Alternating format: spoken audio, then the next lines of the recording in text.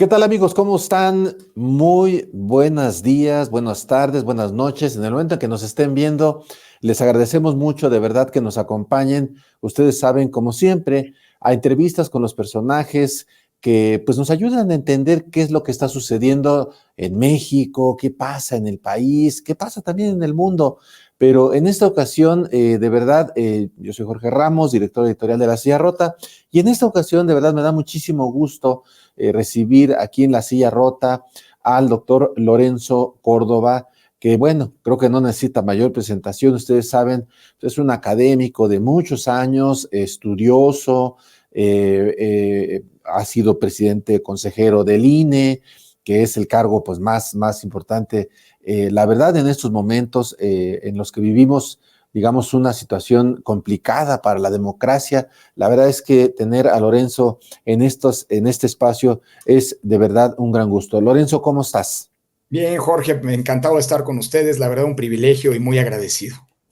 Al contrario, todos somos los agradecidos. Y bueno, ustedes sabrán para qué vamos a entrevistar a Lorenzo en esta ocasión.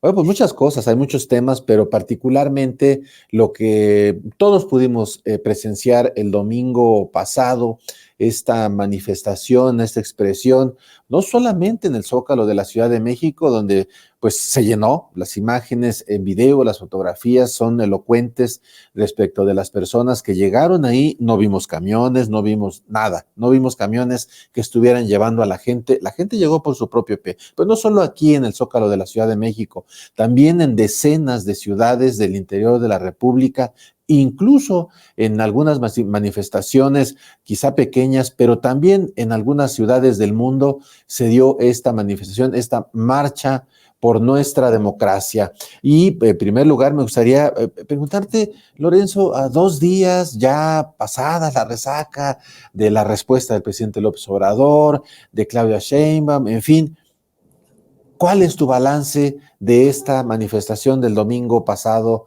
en diversos lugares del país y de la Ciudad de México? Bueno, es un balance al final muy positivo, pensando en que los objetivos de estas manifestaciones se consiguieron. Eh, Hay una legítima y muy bien justificada, diría yo, preocupación por las posibilidades, por las amenazas de regresión autoritaria que estamos viviendo. No estamos hablando de especulaciones o de elucubraciones.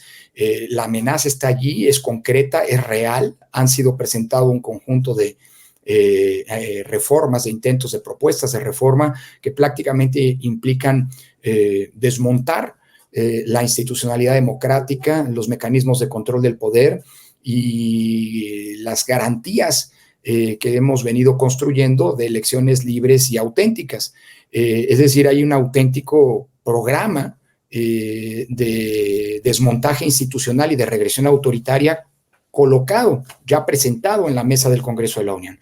Así que la amenaza es real, por un lado. Y por el otro lado, bueno, pues esto generó una reacción ciudadana que es muy celebrable, porque a la democracia solamente subsiste mientras cuente con una base social de que la respalde y que confíe en ella. Y me refiero a la democracia en el sentido más amplio, no solamente las condiciones para las elecciones y la renovación pacífica del poder a partir del voto libre, sino también las instituciones, la institucionalidad democrática que tiene el propósito de controlar los abusos del poder, incluso del poder de una mayoría legítima y democráticamente electa, por un lado, pero también para proteger a los ciudadanos de eventuales excesos en el ejercicio del poder a partir, digamos, de mecanismos de garantía de sus derechos y libertades. Y finalmente también está en riesgo la idea de la democracia como digamos, como una cobertura y que está plasmada en la Constitución, por supuesto, en la que para todas y todos, es decir, como aquel punto de encuentro y de reconocimiento, como esa base de la identidad de la nación, a pesar de las legítimas diferencias, distintas posturas que existen en ella. Entonces, por un lado, todo esto pues se está defendiendo por una ciudadanía y le toca a la ciudadanía defenderla porque es la propia ciudadanía la que construyó la democracia. La democracia no es algo que cayó de lo alto, no es una concesión graciosa del poder, sino es el resultado de luchas y conquistas ciudadanas. Y es muy importante que la ciudadanía la defiende. Cuando una democracia perece, cuando una democracia se agota, cuando una democracia históricamente termina muriendo, siempre está presente la desafección, el desinterés o el miedo de la ciudadanía de salir a defenderla frente a los ataques de que está siendo objeto. Y eso afortunadamente está presente en México, goza de cabal salud, y el hecho de que las manifestaciones del domingo hayan sido no solamente reedición de las dos que le precedieron, sino incluso más copiosa, pues habla justamente de que esto está vivo, vibrante, presente en nuestro país y que por lo tanto la democracia sí tiene quien la defienda. Y esto es una buena noticia. Por el otro lado, pues también resulta muy preocupante la reacción autoritaria que desde el poder y desde el oficialismo se ha dado a estas expresiones. Es decir, es muy preocupante, aunque no nuevo, era absolutamente previsible, es muy preocupante la descalificación brutal, furiosa, furibunda, me atrevería a decir, del presidente, de una expresión ciudadana con la que evidentemente, y no tiene por qué ser así, no coincide, pero que no merece ese desprecio y esa descalificación. Perdón, acusar a ciudadanos de corruptos porque quieren defender algo impresentable por el simple hecho que ejercieron su libre manifestación es inaceptable. No es nada más, como dice el presidente, existe libertad para manifestarse. Pues no más faltaba. Nadie está diciendo que vivamos en una dictadura, pero la descalificación llamando corruptos y llamando a chichincles, o como lo hizo inexplicablemente una candidata, la candidata oficialista, diciendo que se trata de falsarios, farsantes y de hipócritas. Oye, eso es preocupante por la actitud de algunos de los actores políticos, una actitud profundamente antidemocrática. Ya sé que salió Tatiana Cloutier a decir, no, la candidata no se refería a los ciudadanos, se refería a quienes organizaron y a la marcha y a las manifestaciones y al orador.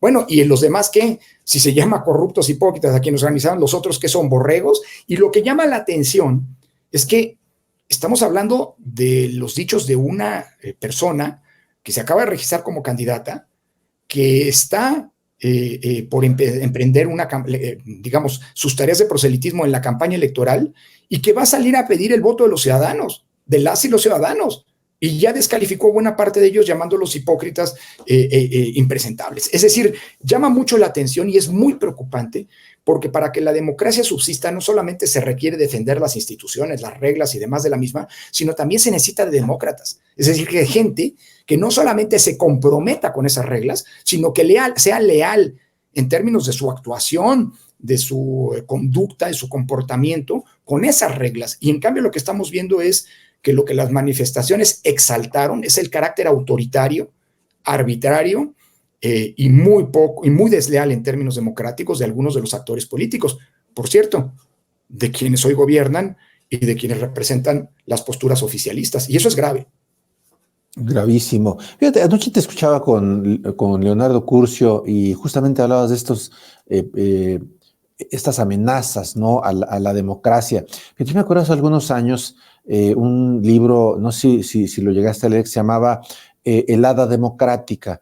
Y ahí este politólogo hablaba de cómo las sociedades como que se iban desencantando de su democracia, ¿no? Y lo reseñaba particularmente en los países europeos, que digo, creo que tú sabes más que yo de esto, pero ellos están como un poco más avanzados en ese terreno. Y luego más recientemente surgió otro libro también que decía cómo mueren las democracias. Y bueno, ahí también se reseñaban algunas cosas. Y yo te quisiera preguntar, Lorenzo, si nosotros estamos en alguno de estos estamentos, y te lo pregunto por una cosa, hemos construido un sistema de partidos, bueno, malo, regular, criticable, en fin, lo que sea, pero ¿por qué es la sociedad la que tiene que salir a defender la democracia? ¿Dónde están los partidos o en qué se están equivocando los partidos que están en una gran crisis, Lorenzo? Bueno, en efecto, mira, el libro que citas de Rafael Simón y el de Ziblatt y Levitsky son libros que anticipan, digámoslo así, un fenómeno que es un fenómeno global. México no está aislado del mundo y lo que está ocurriendo en México tampoco se puede descontextualizar de lo que ocurre en otros países.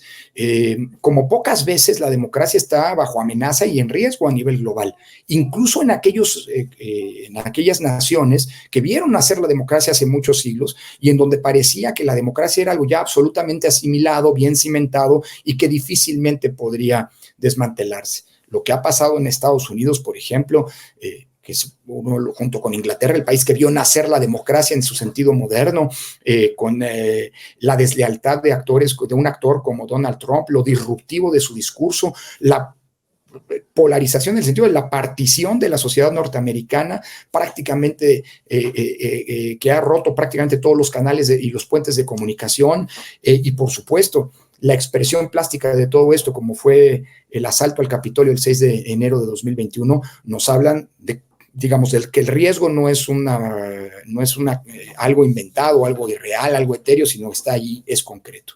Y en términos generales, aunque las razones de esta situación son distintas, creo que todas responden finalmente al malestar con la democracia y con los precarios resultados de la democracia. Yo así lo mencioné en mi intervención el domingo pasado en el Zócalo, y quise empezar a propósito por eso. Creo que una cosa es defender la democracia y otra es defender su inmovilismo o tratar de justificar que estamos en el mejor de los mundos. No, estamos viendo problemas muy graves. Las sociedades están viviendo situaciones muy delicadas, muy preocupantes, que de prevalecer, que no han sido resueltas por las políticas públicas instrumentadas por los gobiernos democráticamente electos y que de prevalecer van a mantener a la democracia en un riesgo permanente. Es decir, mira, nunca antes, déjame ponerlo así, nunca antes había generado en el mundo, en la historia de la humanidad, tanta riqueza como hoy. Y nunca antes había habido tantos pobres. Y nunca antes había habido una desigualdad dilagante, oceánica, como la que hoy estamos presenciando en prácticamente todas nuestras sociedades. No hay una que se salve, unas más, unas menos. La corrupción, la impunidad, pues es algo que forma parte de la cotidianidad de la política. La violencia y la inseguridad, en algunos casos, lamentablemente como en el nuestro, están ahí como elementos que generan una especie de caldo de cultivo todos juntos, en donde se alimenta ese malestar y que es aprovechado por quienes plantean posturas, digamos, aprovecharse de eso con posturas autoritarias. Es decir, eso es lo que está detrás, en el bajo suelo, no el bajo bosque de los riesgos de la democracia. Ahora, no basta solo ese malestar. Para que la democracia esté en riesgo, no solamente se necesita un contexto adverso como el que lamentablemente estamos viviendo, sino además se necesita que haya quienes busquen desmantelar la democracia. Es decir, se necesitan estos que John King llamaba los culpables de la muerte de una democracia, que son quienes la atacan, quienes buscan erosionarla, quienes pretenden socavarla desde adentro. Ojo, quienes se aprovechan de las reglas de la democracia para llegar al poder y desde el poder tratar de desmontar esas reglas y la democracia. Es decir, la historia está plagada de ejemplos. El fascismo, el nazismo en Europa a principios del siglo pasado, son movimientos que llegan al poder por la vía democrática, por la vía de las elecciones libres, por la vía de las urnas, y ya en el poder desmontan todo eso. Por eso la metáfora que utilizaba el domingo pasado respecto de la escalera, recordarás, Jorge, ¿no? O sea, nos pasamos 30 años construyendo una escalera cada vez más fuerte, más robusta, más sólida, para que quien tenga los votos llegue al primer piso. Lo que no se vale es haber transitado esa escalera, haberse aprovechado esas condiciones, gozar del voto para llegar al primer piso y desde arriba querer tirar escalera para que nadie más vuelva a transitarlo. Es decir, es el uso de la democracia como instrumento para llegar al poder, para instalar una autocracia, y eso es justamente en donde está el riesgo. Para que ello prospere en ese contexto, se necesita además otro elemento, dice John King, que haya quienes dejen a los primeros actuar. Es decir, que haya un desinterés o miedo. Bueno, la respuesta del presidente, por ejemplo, a quienes salieron a la calle, oye, que el presidente te ataque, te descalifique diciéndote corrupto y otras cosas, bueno, significa una amenaza desde el poder. Es decir, hay mucha gente que seguramente dirá, no, espérenme, yo no me meto. Que a ustedes periodistas se les señale desde la tribuna presidencial es una amenaza, no un ejercicio de la libertad de expresión, es un ejercicio del poder para tratar de alinear con sus intereses, con su pensamiento, a la prensa crítica, que es indispensable. y libre que es indispensable para una democracia. Entonces, sí, pero se necesita, digamos, no solamente, repito, que haya quien busque desmantelar la democracia, sino otros que dejen hacerlo. Y por eso es muy importante lo que pasó el domingo, porque hay muchos ciudadanos que vencen el miedo, que vencen el desinterés, que vencen la apatía y el asumir el no pasa nada, ay, no va a pasar nada, ¿no? Y que se preocupan, salen a la calle y buscan defender la democracia, ¿no? Claro. Ahora, Lorenzo, tú como presidente de consejero del INE, pues fuiste objeto mucho tiempo de ataques constantes a tu persona, incluso en lo personal. Creo que como personas públicas, unos más que otros, pues estamos expuestos a eso, ¿no? Al señalamiento, a la crítica y a veces pues, a la diatriba. Digo, no pasa nada, pues. Pero tú fuiste objeto de muchos, de un ataque cotidiano. ¿Tú cómo crees que lo toma el ciudadano? Y te lo pregunto por lo siguiente, porque hay la interpretación de que el presidente López Obrador, cuando emite sus discursos, el que quieras, en temas de corrupción, en temas de seguridad, en temas de economía, en el tema que quieras, no habla, digamos, a una población que él mismo denuestra cada vez que puede, les llama fifís, les llama no sé qué tanto. Yo veía algunos de los cronistas oficialistas que, como Hernán Gómez, que se fue allá a la marcha y decía y preguntaba, ¿por qué hay puros blancos en esta marcha?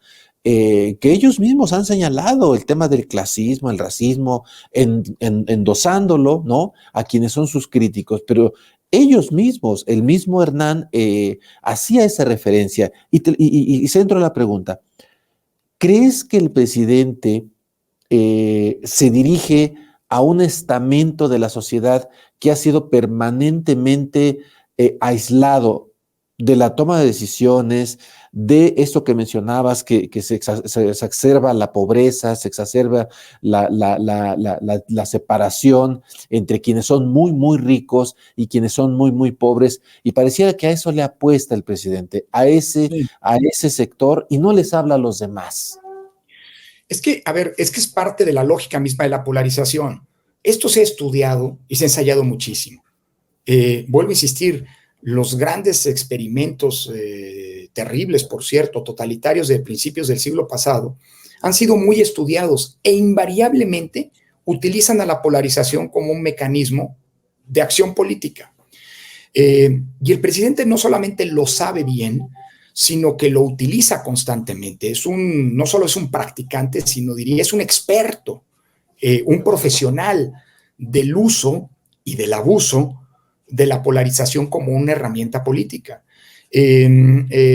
Lo que ha sido la lógica de ejercicio del gobierno y del discurso oficial y por supuesto replicado por los propagandistas del gobierno, como los que mencionabas, ¿no?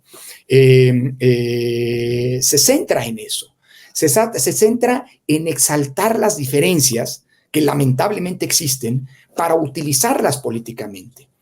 Se trata de construir no un punto de encuentro común, no se trata de apostar a la igualación de la sociedad, sino incluso política, sino a la exacerbación de las diferencias, porque de eso viven.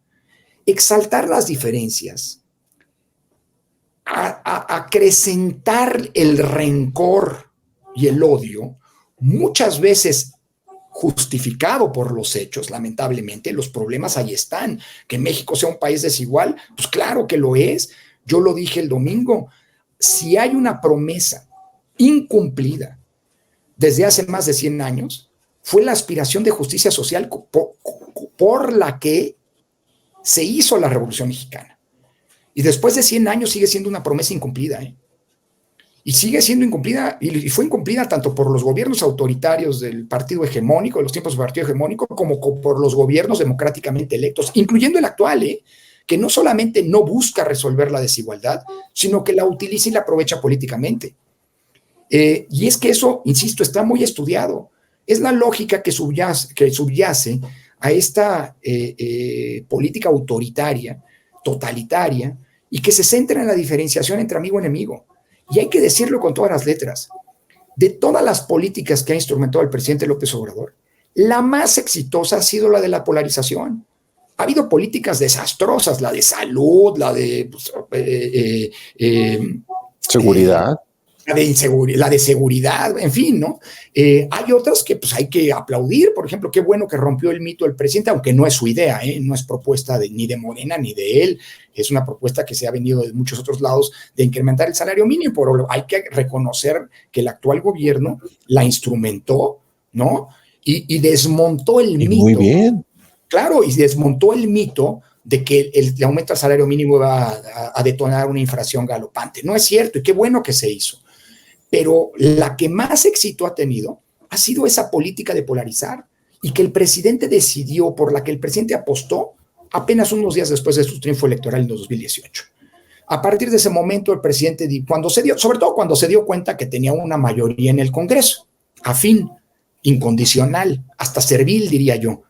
Claro, se esperó a ver que no necesitaba de los otros para empezar a denostar y a dividir al país entre los que están con él, por supuesto, los buenos, los moralmente superiores, los honestos y qué sé yo, ¿no? Todo este discurso que ha construido, y todos los demás que son los enemigos del pueblo, los corruptos, los conservadores, los que buscan privilegios, etcétera, etcétera, etcétera. Es decir, un discurso cada vez más radical, cada vez más polarizante y sobre todo, que ese es el principal problema, cada vez más intolerante. Porque cuando la polarización se adereza con la intolerancia, entonces al de enfrente ya no lo ves como un adversario, al que en todo caso, a pesar de las diferencias, le reconoces legitimidad para contender para el poder, como parte de una sociedad plural y diversa y demás. No, lo identificas como un enemigo y al enemigo se le combate. Y se le combate para desaparecerlo o para echarlo. Y de ahí justamente uno de los grandes riesgos que estamos viviendo.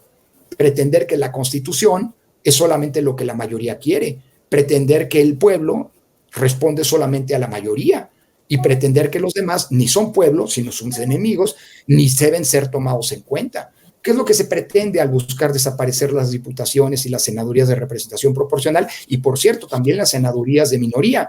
Pues que solamente la mayoría representada, que las minorías no tengan espacio ni capacidad de decisión. Y eso es profundamente autoritario. Entonces yo creo que eso es lo que está detrás. Y bueno, pues luego tienes a los jilgueros, a los propagandistas, llámales como quieres, que son los que repiten como merolicos el discurso oficial, que si los blancos llaman la atención porque luego son entre ricos y pobres. Oye, hay unos que se han enriquecido en este sexenio que dices, ay Dios, ¿no? Pues no, que eran distintos, ¿no? Los créditos que se le hacen públicos a los amigos, la condonación de impuestos, estos periodistas que antes no contaban un cacahuate, que jamás han hecho una crónica y que ahora gozan con espacios privilegiados por la presión que se ejerce sobre los medios. Es decir, pues es el ejercicio del poder, punto, ¿no? Y cuando el poder se ejerce hay quienes son propagandistas del poder, el poder siempre necesita propagandistas y que replican nada más esta lógica, ¿no? Había de todo en la marcha del domingo, como hay de todo en las marchas de Morena. O sea, y hay de todo en las marchas de todos los partidos. Este es un país plural y diverso. Y toda pretensión de dividir a la sociedad hay que decirlo y empezar a decirlo cada vez más fuerte, una pretensión autoritaria. La sociedad mexicana, a pesar de sus diferencias y de las desigualdades que hay y que hay que combatir, es una sola. La nación es una sola.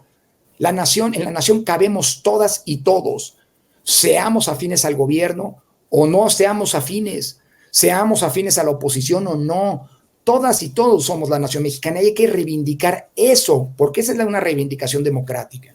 Vaya, el domingo parece que hasta la bandera nacional, que es el símbolo patrio por excelencia, ahora resulta que es propiedad solo de unos, ¿no? Y que no lo prestan cuando los que no piensan igual deciden ir al Zócalo. Por cierto, creo que hasta violando reglas y normas, porque hay protocolos y la bandera nacional, hay una ley de la bandera nacional, ¿no? Y bueno, pero pues así actúan los autoritarios. México es de nosotros, el pueblo somos nosotros, la Constitución dice y va a decir lo que nosotros queremos sin consultarlo con los demás, y la bandera es de nosotros. Cuidado con eso, porque es un discurso totalmente. totalitario que se busca disfrazar entre los oligarcas y el pueblo verdadero, los ricos y los pobres, los blancos y los no sé qué. Bueno, en fin, cuidado con esos discursos, porque son los Así es. discursos que siempre han subyacido a los estados totalitarios, los que buscan dividir a la sociedad. Claro, digo, recordemos el macartismo, ¿no? Cuando este legislador empezó a hacer listas, ¿no? De personas que eran comunistas y cosas así, y lo que derivó y lo que le costó a la sociedad norteamericana Y por el otro lado, salir de ese tema. por el otro lado, los regímenes del socialismo real, también estados totalitarios que también hacían listas, siempre hacen listas, ¿eh? Hubo alguien, mejor no digo porque si no van a decir que estoy metiéndome en las campañas, hubo alguien que acusaba a la derecha de hacer listas. No, la derecha y la izquierda hacían listas, los totalitarismos no son solo de derecha, ¿eh? Los hubo, los hay y son execrables, pero también hubo totalitarismo de izquierda, e igual que los primeros, son igual de repudiables, y todos esos hacen listas. El Estado totalitario busca la homogeneidad de pensamiento y descalifica a aquel que piensa al revés. Bueno, eso es profundamente antidemocrático, porque la democracia significa el régimen político en el que todos tienen cabida, a pesar de sus diferencias, y esas diferencias son ejercidas en libertad porque están protegidas, porque de otra manera la lucha por la convivencia política, la convivencia social, sería impensable de manera pacífica.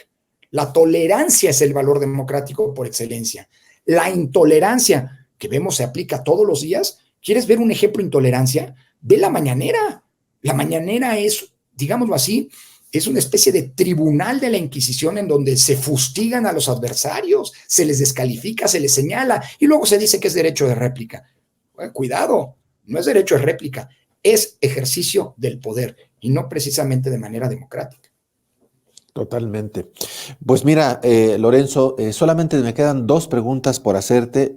La primera es, ¿qué sigue? Después de esto que vimos el domingo pasado, ¿qué sigue? Y la última pregunta, para que la vayas pensando, ¿qué vas a hacer con todo este capital? La verdad es que te has ganado el aprecio, el respeto y por supuesto el odio, ¿no? De otros sectores, pero pues, te has ganado un lugar, y ¿qué vas a hacer con ese capital? Llámale capital político, llámale capital social, llámale capital ciudadano, o a lo mejor todo junto. ¿Qué vas a hacer con ese capital? Bueno, va lo primero. La manifestación del domingo, afortunadamente, no fue solamente un acto, digámoslo así, de legítima protesta y preocupación pública. Fue también un espacio en donde se trazó una ruta crítica, una agenda, lo que sigue, como dices. Bueno, estamos en medio de un proceso electoral y lo primero, las elecciones son lo más normal en una democracia, pero son los momentos de más tensión de las democracias, porque está justamente ahí en disputa la renovación del poder.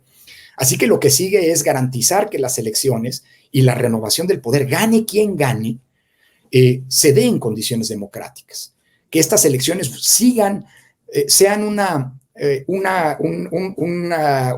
eslabón, una cuenta más de ese rosario, de ese cadena, digámoslo así, de procesos electorales democráticos que hemos logrado con mucho trabajo, pero afortunadamente conseguir en nuestra historia reciente. Así que hay que garantizar que esta elección sea una cuenta más, sea una elección más en donde podamos palomear, ya sabes, como una casilla diciendo una más, una elección democrática más.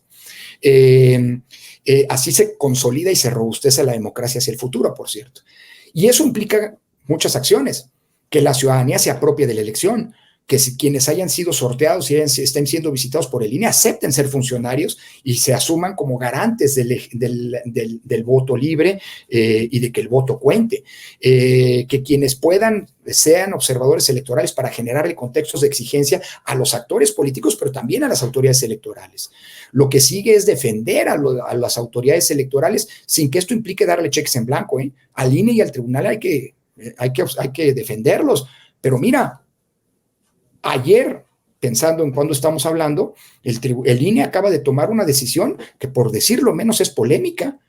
Hace unos años los que éramos consejeros, fuimos atacados virulentamente, amenazados, ataúdes que se paseaban con nuestros nombres, amenazas de ir a nuestras casas, porque decidimos aplicar la ley a una serie de candidatos o aspirantes a candidatos que violaron la ley en materia de fiscalización y no presentaron sus informes de gasto de campaña, y se les aplicó lo que dice la ley. Ya lo sabían, no inventamos nada. La ley dice que si no presentas los informes de gasto de campaña, de pre-campaña, y haces esos gastos, realizas esos gastos, haces pre-campaña, pues entonces no estoy diciendo que presentes el informe correcto. Si no lo presentas, se te cancela el registro. Así lo hicimos y tuvo un costo.